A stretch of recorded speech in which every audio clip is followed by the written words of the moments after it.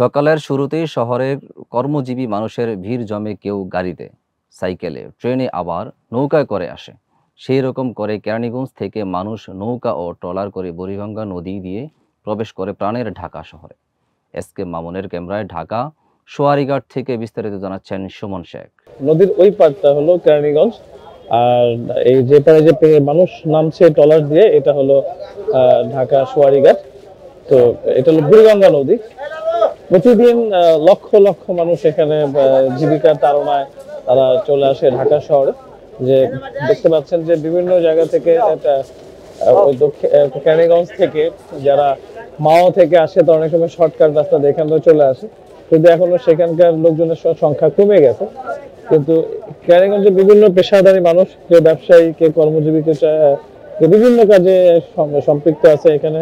যারা নৌকা বহনকারী, যারা মাঝিদেরও প্রচুর নৌকা দেখা যাচ্ছে বিভিন্ন নদীতে। এবং এখানে আপনারা দেখতে পাচ্ছেন যে বিভিন্ন শ্রেণীর মানুষ চলাচল করছে। বিভিন্ন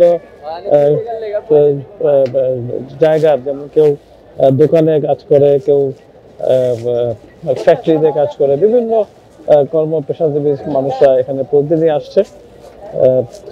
এই জায়গাটা করোনার সময় যখন দেখতাম এখানে কোনো মানুষজন ছিল না, এখন তো প্রচুর মানুষ। আর এখানে ট্রলার ভাড়া ওই ঘাটেও টাকা দিতে হয়, আর এই ঘাটে আসার পর কোনো টাকা দিতে হয় না। ট্রলারের মধ্যেই পারাপারের জন্য তারা টাকা নিয়ে থাকে। এখান থেকে যাওয়ার জন্য তেমন কোনো প্যাসেঞ্জার এখন এই মুহূর্তে পাওয়া যাচ্ছে না। এই মানুষগুলো পাওয়া যাবে হলো ঠিক বিকেল থেকে, মানে 2টার পর থেকে আবার কিছু মানুষ যাওয়া শুরু করবে। এখন কিন্তু ফাঁকাই যাচ্ছে, দেখতে পাচ্ছেন ট্রলার গুলো এখন পুরো ফাঁকা যাচ্ছে ওই পারে যাওয়ার জন্য।